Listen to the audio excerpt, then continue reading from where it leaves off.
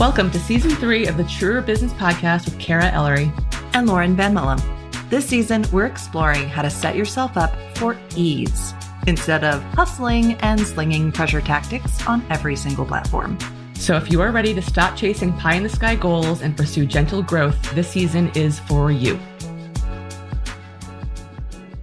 Shula, you have found us on a particularly maddening morning. I have not slept in at least 3 days. Arguably, it might be longer. I can't remember. Kara, how's your day going? It's going, but I have been saying this Aries fire season has been very fiery. So I'm just keeping trucking. I'm so excited to talk to you. And I've been looking forward to this interview for so long because your specialty is mental health for entrepreneurs. And I would normally give you a beautiful, proper introduction, and I feel so bad, but can I ask you to introduce yourself? Sure. So my name is Shulamit Levtov. And of course, you're welcome to call me Shula for short, as you have been. And I'm a therapist for entrepreneurs. Why I do, or how I came to do this work is really from personal experience.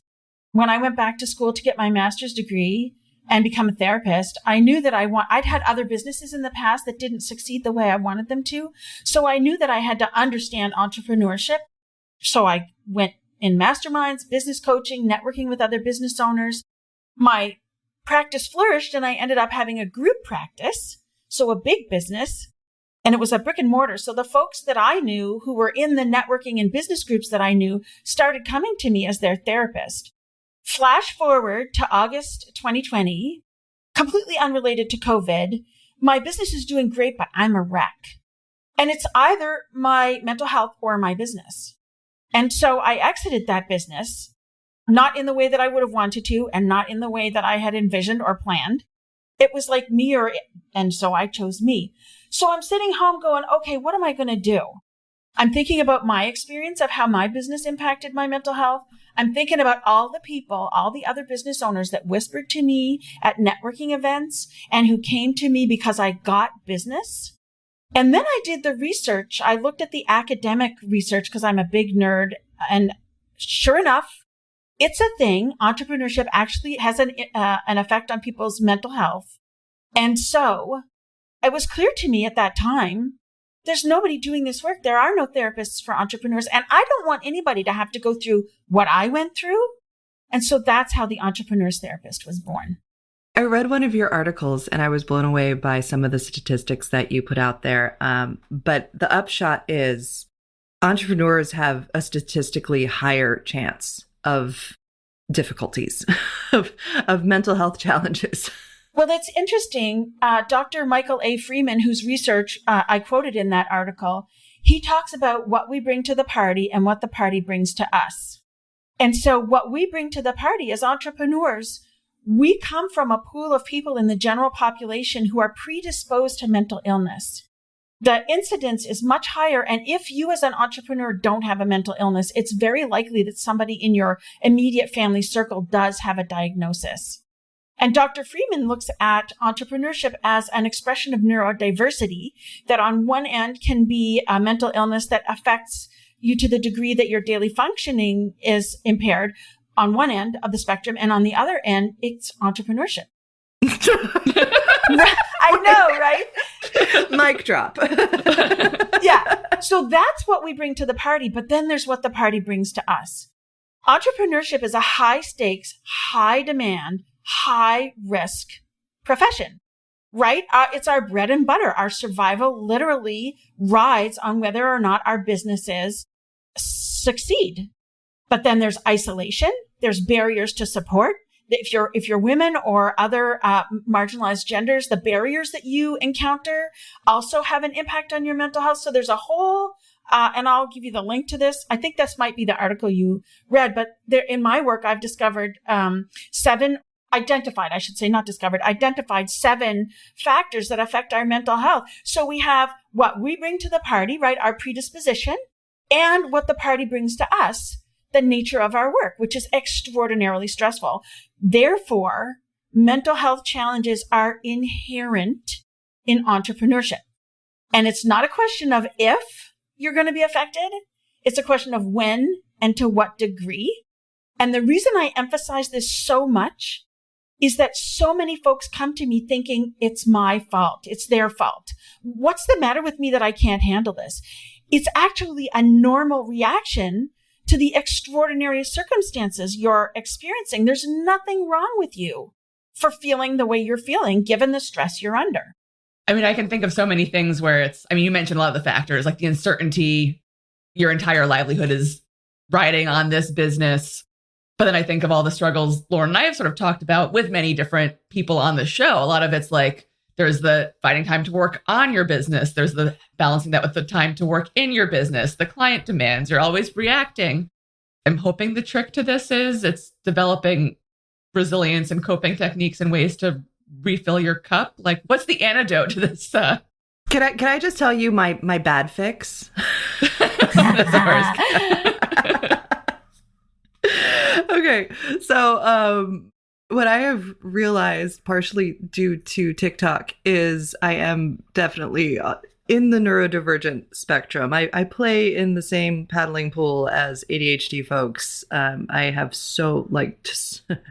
if I look at the symptoms, I can pretty much check every box. And I realized the degree to which I have formed my business and my offers to facilitate that. I realize my focus is truly terrible.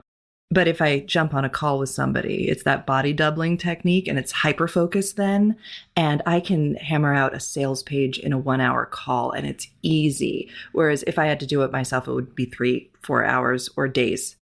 So I am fascinated by how entrepreneurs form their businesses in response to how they function or don't function. This is exactly what, in my opinion, we should be doing. This is exactly the anti-hustle move. We should build our businesses to accommodate ourselves. What happens though, especially if you've had a 9-to-5, but even if you haven't, we live under capitalism. There are a bunch of ideas under capitalism about what it means to be productive, what work means, what work looks like. And we end up reproducing the same oppressive systems, either that we experienced at work, so we become our own bad boss and extract and exploit ourselves, or we've just absorbed from the culture what the meaning is of entrepreneurship, success, and work. And we reproduce those. And this is the impact of hustle culture. It leads us unreflectively to run businesses that aren't made for us. And in fact, I don't know what you said, Lauren, this was your bad hack, but I would say this is the hack par excellence. This is how we should be doing it. Thank you. I appreciate that. So I would say in response to Kara's question, there are 3 responses. And Lauren, yours is the first, is we need to build businesses that suit us. And sometimes that means doing the work to question the received ideas that we get about what business is and should be and how we should be doing things and building a business that works for us. So that's one of them. The second one is, and I alluded to this when I said there's nothing wrong with you. The second one is really to validate for yourself over and over and over again. The reason I'm having a hard time is because this is hard. Our tendency is to say, I'm having a hard time because I don't know what I'm doing. I'm no good at this. It's my fault, blah, blah, blah. And that kind of self-talk is really debilitating. It really robs our energy and our creativity. And we're our businesses, when we're service-based business owners, we're the creative head. We're the one who runs it all. And we need that energy instead of being in an inner fight with ourselves. We need it for our businesses. So to validate when you're struggling, when you're having bad feelings, there's nothing wrong with me, man. This is just hard work. And it's normal to feel this way about it. And that, in my experience, alleviates about 50% of the distress that people experience. That brings them to me is that skill of orienting to what's really going on and being compassionate to yourself instead of blaming yourself. And then the third thing is what I teach, which is to create a founder mental health plan so that your strategies for your mental wellness are integrated into your business plans and processes. I am so curious about this founder mental health plan. I was reading your website and just the idea of creating a founder mental health plan as you are creating your business, in tandem, you're doing this together. And I'm just why is this not in every single business course? I mean, if you built it alongside instead of having to go back, like you and I would have to do, Lauren, go back and revise everything we've done. Like I've hit burnout a couple of times so hard. I was like, I'm going to make hats now. I'm going to take up painting seriously this time. Like, and we shouldn't have to get to the point of trying to learn how to sew at the age of 30. Like, yeah, that's not how it should be. Unless you want to. Well, obviously, yes. If you want to, there's no shame in a pivot. There's no shame in leaving entrepreneurship to get a job. That's the whole thing about it, is we do what's right for ourselves and validate that for ourselves. It's a systemic issue. You're right. And this should be taught in entrepreneurship and business programs.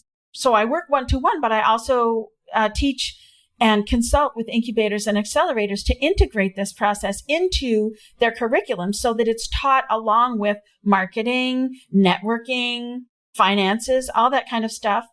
And the basic principle is knowing what your KPIs are for your mental and emotional well-being.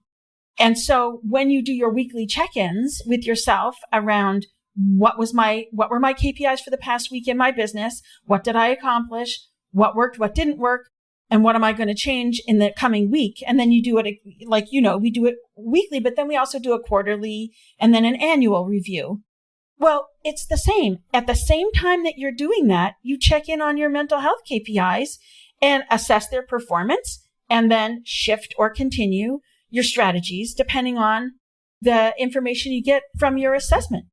Okay. What are some mental health KPIs? Because I know that was my question too. Yeah. Like I know what they are for my business. But if I'm looking for like the real early warning system for, I'm not doing well, sometimes that can get a little murky. Yes. Well, there are lead and lag indicators for your mental and emotional well-being, just like there are in business. Lead indicators are the things that happen or the things that you do that lead to the outcomes, which are the lag indicators, how you're feeling. So bad sleep, lead indicator. Busy week, lead indicator. Somebody quits, you lose a contract. Those are all types of lead indicators. So as I mentioned, the 7 factors that I've identified, you'll have the link so that people can use it. That's the guideline for checking what are the lead indicators in my life in the past week. And I just go through these 7 factors. Was I isolated? Did I experience any barriers? I go through the list, and then I notice, how am I feeling? I have a guideline for how to check this, and I'll share the worksheets also in the show notes so that people can have access to this. And you become familiar with, how do you know you're doing poorly and how do you know you're doing well? Because a lot of us don't have any idea until we hit the wall. But there's information, as you said, Lauren, there's information early on. But if we aren't attuned to what that means for us, then we can't benefit from that data and have an early intervention. So you identify what has happened and how that makes you feel. Once you have that information, then you can choose your actions. And as part of the mental health plan, as a lead indicator, there's what we would call self-care. But I consider it self and communal care, because it's not only about us, it's how we and our communities and our families are doing, and how we're in reciprocity of care with those, because it's not individual, right? Our mental health depends on so much more than just bubble baths and pedicures, Okay. Tell me more about this communal care aspect, because it's one of those shower thoughts that I had this morning of the baby was crying in his crib. I needed a shower. Like I needed it for my mental health as much as my physical health. And I had so much compassion fatigue because I was so tired by then. And I'm like, if we had a village, that proverbial village that I don't know if it ever actually existed, but I think it might have way back in the day. If we had that, there would be a grandmother, there would be a neighbor, there would be somebody in the tent, the next tent over, who would not be fatigued, who would be able to scoop him up so I could go down to the river and wash my hair. So I've been thinking about community a lot, and the places in my life where I notice that it's missing. And I'm wondering how this shows up in this aspect of just being a person, being a human in the world, but also being an entrepreneur in the world. It's not a fabled I grew up in a neighborhood where the moms knew the kids and the kids could go to any of the moms. And if one mom needed something, she could ask the other mom for support, because we lived in a neighborhood where everybody talked to everybody and we all knew each other in the pre-screen days, except for the television, There were no screens of any sort except the TV at that time. So there are times and places in which there was that communal support on which people could call. It's not a fantasy. It was a reality. And I think there are places where it's still a reality. And part of the work, sadly, is like creating those communities for ourselves. I belong to a community of professional practice around entrepreneurship and mental health. And there was a mom business owner in that group who initially set up a co-working space with childcare because that's what she needed for herself. So that's the kind of, it's a big lift, and I'm not saying that everybody needs to do something like that. But when even if you had one other entrepreneurial friend in your town who had a kid, you could ask, hey, could we set up some kind of cooperation whereby we do X, Y, Z? Right? It's just as you can ask a friend. Okay, that did give me an idea, because I do have a friend who has a business and a baby. But we have such a propensity as entrepreneurs. We're very do-it-yourselfers, right? We don't ask for help. We're just going to figure it out. It's on me to figure it out. And just the idea that maybe there's more than just me available can play when you're starting to think about what is my quote unquote self-care, that there's a community there. And another example of communal care, like the barriers that we encounter as people of marginalized genders and other marginalized experiences, we ourselves can't do much to change the structures. But in Canada, we have the Canadian Women's Chamber of Commerce. We have the Canadian Queer Chamber of Commerce. We have the Canadian Black Chamber of Commerce. I'm sure there are similar kinds of business organizations. They're doing work to advocate, like participating in changing the systems is a form of self-care. It helps your mental health because, first of all, you're in solidarity with other people instead of on your own. And you get people to validate, yeah, that really sucks. This is how banks respond to us. But then you're also affecting change. And that can also, the hopefulness that comes to that can be a benefit to your mental health as well. I never would have thought of that. But I did join the Liberal Moms of North County group recently. And it's really fun to hang out with other moms. Some of them, actually, a shocking number of them are also business owners. That's an interesting intersection. But it was fun. Like, we got together and made signs because I needed that, honestly. I'm like, I haven't bought craft supplies since I was 10. How do I even do this? And they were like, let's do a little party. It was amazing. So you're right. Maybe the village is there. Maybe it just takes a little more doing to find it. Yes, I think it does take more doing. But just the thought that, hey, wait a minute, maybe I could imagine that there's more than just me here. And as a trauma survivor, one of my issues was that if help was coming, help was going to hurt. And so I wasn't willing to ask for help, one, but also I was unable to see the help that was around me.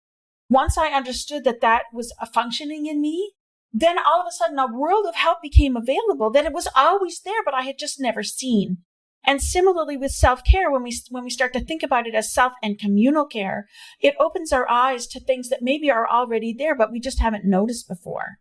I think there's also a lot in like you may recognize you need the help, but the permission to actually take it. Like just on the topic of childcare, when my daughter was 2 or 3, and my husband doesn't live with us during the week, so I'm doing this in periods like snow days. And my neighbor just right up the hill, she has kids that are like in college and graduated. They're grown up. But she was like, if you ever need me to come and like sit with Camille, like I'm more than happy to. And she offered, and it took me probably like a year and a half to actually call her in. And she was so thrilled. Like she wanted to do it, but it took me like a year and a half to actually be like, oh, Julie offered, I should take her up on that. It's hard to remember the joy of giving. It's hard to remember that because many of us in circumstances, there are consequences for asking. It comes with strings. So this is where we need to use our discernment around asking for and accepting help. But we know in our circle who are the people with whom strings are attached and who aren't. And so we can use our discernment to think about, well, there are some people for whom it's just the sheer joy of helping us out. And we actually are doing a service by accepting their help because it gives them joy.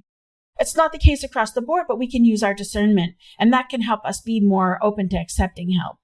I'm curious about like the other ways as entrepreneurs we can embed, I guess, what is it? Self-care? Is that what this is? Is it embedding self-care into our businesses? Is it embedding like maybe it's even forming our businesses around our needs once we're aware of what our needs are? Like, how does this work to to stay on a relatively even keel as a business owner when there are so many things flying at you? There's like the societal things flying at all of us.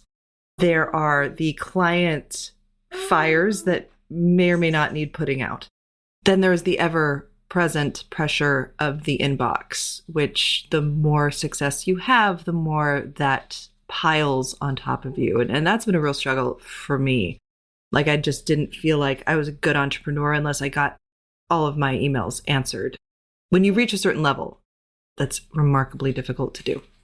One of the overlooked mental health strategies is business support, like a bookkeeper, an assistant, a graphic designer, a copywriter. And it's not accessible to all of us to get those things. But I do want, like most people think self-care and mental health are things that means a therapist, spending money for a therapist, and or taking time away from your business. And I just want to name, like we've talked about peer support as a mental health strategy, but also actual support in your business for business related things to take weight off your shoulders is also a mental health strategy if you have the money for it. But I'll come back to, like, how do you stay on an even keel? I think in the world, we have this expectation that if we're coping well, it means we're not affected. Like you said, how do we stay on an even keel? I think the expectation that there is an even keel kind of sinks us, because when then there isn't an even keel, we're like, well, I'm doing this wrong. There's something the matter with me, right? So accepting that maybe there isn't an even keel, I am going to have emotions. Things are going to be difficult. It is going to be hard. I am going to feel bad. And what can I do for myself to care for my distress when I'm feeling crappy? So it isn't that we're not going to have bad feelings. I mean, you can't avoid bad feelings. That's life. That's humanity. It's certainly entrepreneurship, right? And the question is, what do I do for myself? And this is where, again, a biz bestie, I have a couple of friends. We're on Voxer. So lately it's been rough and we've been like whining to each other all day, every day. But it's just great to have a place to put all those feelings so that with another person who validates for you, you can validate for yourself. If you're in a mastermind like we are, Lauren, it's a supportive community, and you have, and I have many times turned to that community for the emotional support, where people will say back to us over and over and over again, of course you're feeling the way you're feeling. This is rough. This is hard. That person shouldn't have done that. That shouldn't have happened to you. That's care for. So the badness doesn't change, but our relationship to the badness can change by virtue of how we treat ourselves. Is that making sense? Oh, this is fascinating. Because I think like the larger truth that I'm seeing emerge is entrepreneurs, we tend to be a very independent bunch. That's part of the reason why we're entrepreneurs. And one of the things we really need is to reach out to other people and get that communal support and offer communal support. You mean I don't get to be an island? I've got to be part of this mainland. But what I remember from Psych 101 back when I was 17, I was getting out of high school as fast as I could go because I didn't like being controlled then, and I don't like being controlled now. It's like never a team player. So I was getting out of high school early, and I took college classes to get enough credits to get out of there. And Psych 101 was one of them. And one of the things I remember so vividly is this Robinson Crusoe effect, where if you are by yourself for an extended period of time, you lose the ability to check yourself because you don't have anybody else to compare to. Yeah, you get caught in a self-referential bubble. Mm-hmm. There's a concept called the social determinants of health. This is a concept from the World Health Organization. Lifestyle factors are responsible for about 25% of our health, mental health and physical health. And then the social determinants of health are responsible for the other 75% of mental and physical health outcomes. And isolation is a social determinant of health. Isolation increases the risk for people taking their lives. It increases the risk. The Surgeon General in the US, I forget, maybe 4 years ago, said it was equivalent. The impact of isolation on your mental and physical health is the same as smoking X number of cigarettes. I forget how many. I'll get the quote for you. Like isolation has a profound impact on your mental and physical well-being, which is why it's considered a social determinant of health. And here we are operating our businesses as little isolated islands. So. Yep. In our little offices where we get to shut the door and yeah. And I'm like, I don't even want to talk to my clients on live calls. No. There is a balance, though. There is a balance between solitude and isolation, right? Solitude that is chosen and done in a way that's restorative actually matters. It's actually a mental health strategy, but isolation is not. That's an interesting thing to feel into, like where, so I think there are things where I am somebody who I am an introvert. So like, I do need to do my work in solitude in some places, but where is it that I'm feeling isolated? Like I actually do need some outreach or a contact point, and I'm not finding that. Yeah, you put your finger on the nuance. That's exactly right, Kara. So what have you found are just some really important things for solopreneurs to just keep in mind as maybe they're forming their own mental health plan? What is like something that they should look out for, something they should reach towards? So any drastic change in anything that's normal for you is a signal. So if you're a bad sleeper and you're suddenly sleeping all the time, or you're a good sleeper and you suddenly can't sleep, change in appetite, you are a person who likes to eat, who doesn't want to eat, or who isn't an eater but then becomes eating. If you scroll more than usual, watch more TV than any change in your baseline. And each baseline is idiosyncratic, right? So just because you're a poor sleeper doesn't mean there's something wrong with you. It just means you're a poor sleeper. But if there's a radical change in that, so any radical change, any significant and radical change that I'd say over like 2 or 3 month period, if it's consistent, that the change continues to show over a period of 2 or 3 months, that's a clue that you should take a closer look.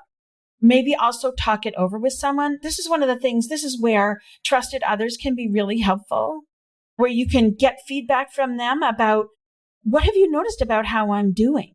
And if it's a trusted person, they'll give you good feedback about that because you might be unaware. The nature of stress is such that it's just put your head down and keep on going.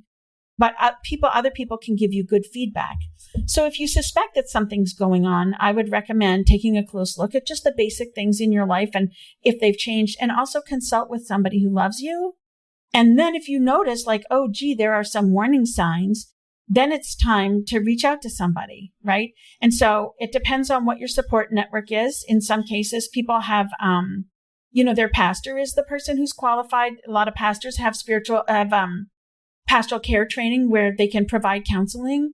It can be a therapist. It can be, if you have a coach and your coach is a person who's open to mental health stuff, you can begin to talk over what are the strategies, or somebody like me, right? That you can begin to do a review of how you're affected and what has affected you. And then you can start to think about what you can do differently.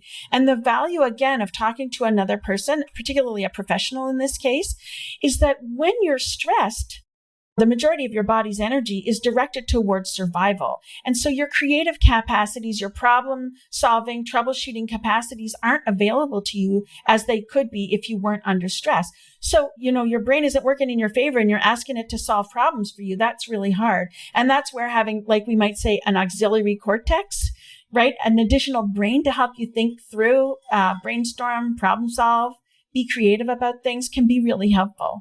So if there's big changes, reach out. That's fantastic. And it's funny what you were saying about just losing the capacity to problem solve, because I bet a lot of us pride ourselves. I know I do. I pride myself on being an amazing problem solver. And I've realized, especially with the 6-month sleep regression, with no sleep, my ability to solve problems is just so far down from where it usually is. And I can't figure out how to solve the sleep problem. Well, babies you cannot solve. There might not be a solution to that. Yeah. This is actually for women are really important. You're bringing up something really important. These big changes from baseline can occur because of childcare. They can occur because of caregiving responsibilities with frail elders. And they can also be related to endometriosis, for example, or other kinds of things like that, and or peri and menopause. And so these are not necessarily mental illnesses, right? Like, I don't want to pathologize. These are normal things that happen in the lives of women. And just sleep better, just exercise more aren't going to solve these kinds of problems. So this is, again, where care for ourselves matters. So that if you're struggling with a particular issue that's unique to your place as a woman, then I would recommend reaching out to support. So, for example, if you're a caregiver for frail elderly, hospices often have caregiver, and the person doesn't have to be dying for you to reach out to the hospice, but hospices have caregiver groups where caregivers get together to support one another. There are specialized places where you can get help. Don't take it when somebody says it's just perimenopause, because the implication as women is, oh, that's just how women like period pain. Oh, that's just no. Reach out to a specialist because there's help for this. Amen. Yes, right? Yeah. Oh my goodness.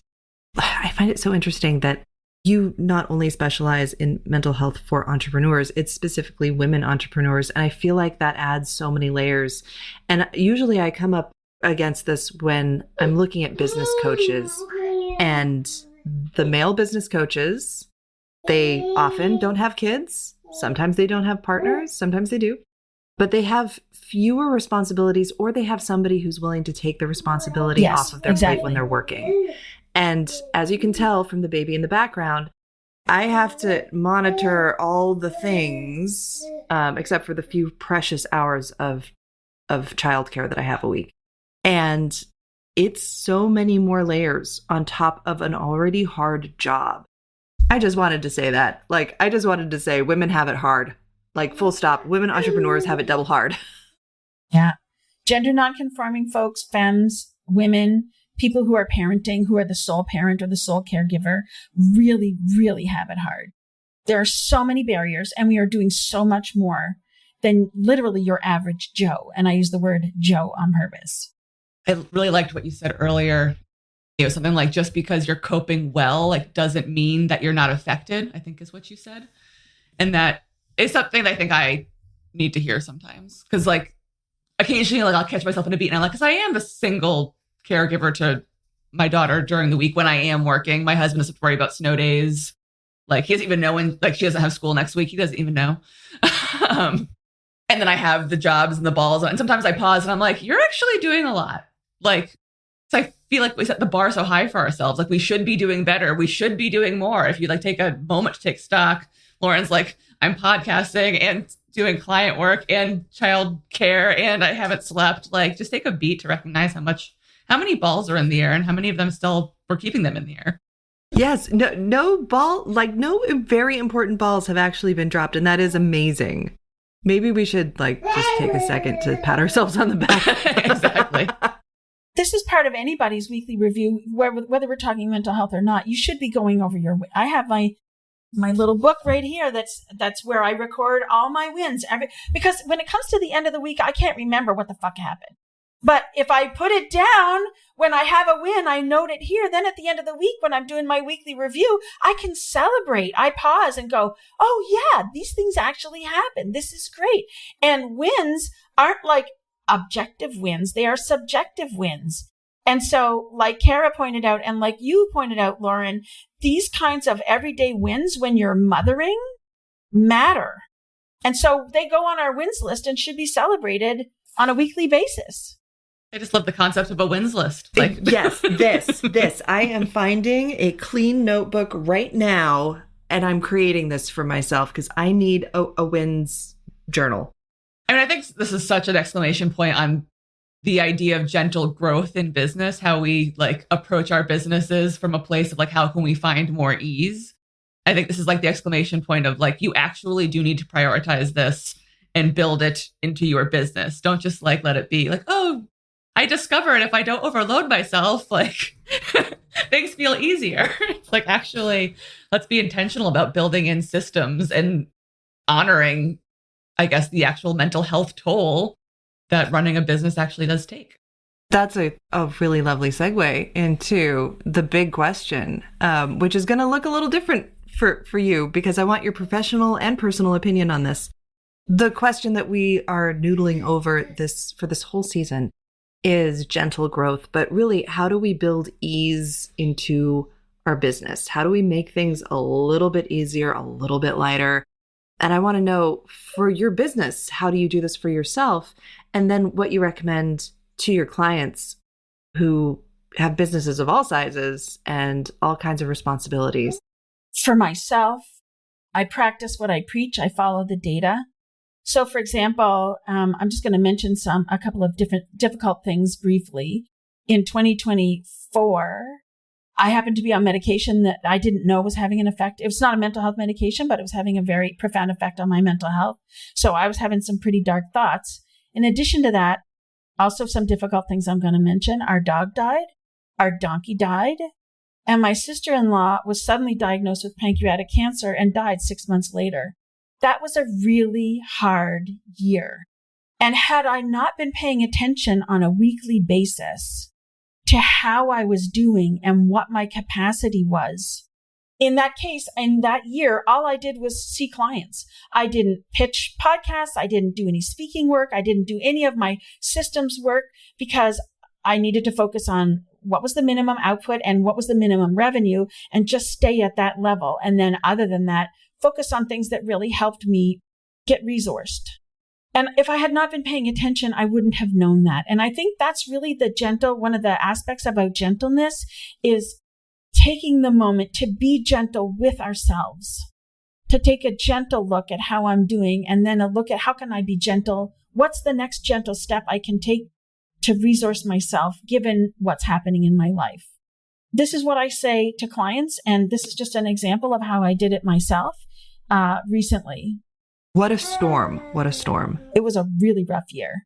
How do you know what is going to resource you? Because I think there's so much commercialism around self-care that we think what we need is a bathtub and a candle. And yes. When I've really done the work to figure out what fuels me, what makes me feel like the world is a better place all of a sudden, like it's taken a long time, years to really figure that out. Yeah.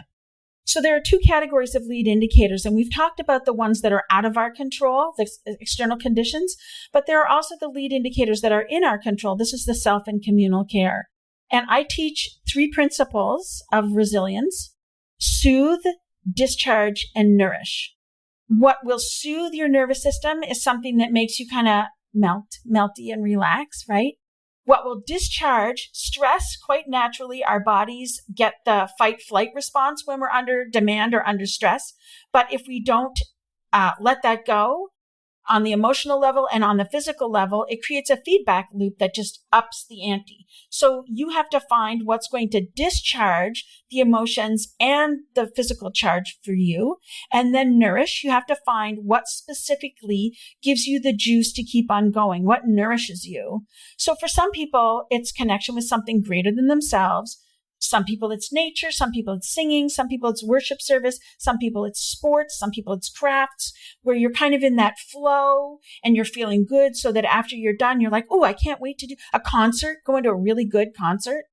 There are good news sites where I think social media is deeply problematic, but if you can curate, there are sites that are good news. Make a point of reading the good news every day. That can be like an example of a nourishing practice. So I'll give a resource so that folks can figure this out, do their own work to figure out. But it's specifically what soothes you, what discharges you, and what nourishes you.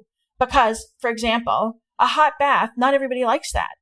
But conventional wisdom would say, oh, meditation, yoga, hot bath, those are the things that are soothing. Well, newsflash, no, not for everybody, right? This is why I teach the 3 principles and I don't give specific practices, because each person has their own needs around these principles. I think the three together is really great. So I was just sort of thinking about things I have on my list. And I'm like, oh, like actually like that discharge when I am feeling fight or flighty, I don't really like, if I go straight to like a soothe, it doesn't work because I need to work through that energy. Okay, it's soothe, discharge, and what was the third one? Nourish. And it's important to point out that these are not aspirational. Like, for example, exercise is one of the ones that people assume with discharge, but it's actually just moving your body. As entrepreneurs, the last thing we need is another list of things to do. So when you're thinking about soothing, discharging, and nourishing, I invite you, first of all, to look at what am I already doing in my life that soothes, discharges, and nourish, and just focus on that. Make a point of doing those things, doing them mindfully, maybe doing a little bit more before you make a list of things that are aspirational that you should do that are supposed to make you feel better. Right? Stick with what's right here, right now that actually is working for you and pay attention and do more of those. That's a great reminder. We already have big to-do lists. Don't need to add more to it. And that's like the discharge for me. I was like, I love to put on like a big loud song and just like shake. 100%. 3 minutes. That's it. Oh, if I didn't have my mixed martial arts class twice a week where I can just punch things for an hour. Oh, it got me through pregnancy. It like the dream of going back to it got me through postpartum. Like now I'm just loving it and valuing it so much because I realize what an important part it plays. And just being able to go and roughhouse with a bunch of other adults and get silly is so fun. Independent of the outcome. Right? It's not about getting fit, getting muscles, any of that stuff. That might happen, but it's really, like you said, for you, expending the energy and being with other adults who are also doing the same thing. I love exercise because of the mental health benefits. Like that's what I'm here for. And also to be able to pick up the baby that keeps getting heavier. he just keeps growing. He keeps getting bigger and heavier, and I got to keep up with that. So I'm very motivated, but mostly it's because I feel so much better. And it's that discharge that is so important. The nourish, I see now that I'm like, ooh, I need a little bit more of that creative outlet. This has been, I mean, so much to think about and so much to sort of like gently bring into our lives as we try to put some, I guess, guardrails on our entrepreneurship. Like anything else that you think that we just really need to know right now? There's nothing wrong with you. There's just nothing wrong with you. It's hard work, and hard work is hard. We're doing high stress, high demand work. It has an impact. That's normal. There's nothing wrong with you. That feels so good to hear. I know. Well, we'll have it. I was going to say we should record it. We have it recorded. We can just play it back to us. Yeah. Yeah, exactly. Thank you so much. Oh my goodness. Where can everybody find you? My website is Shula, shula.ca, CA, because I'm in Canada. I talk about all these kinds of things in my newsletter, and this is really the juicy way of relating to me is to sign up for my Shula newsletter, shula.ca/newsletter. All the links will be below, so it'll be in the show notes. All right, well, thank you so much. This was great. Thank you, Kara. Thank you, Lauren.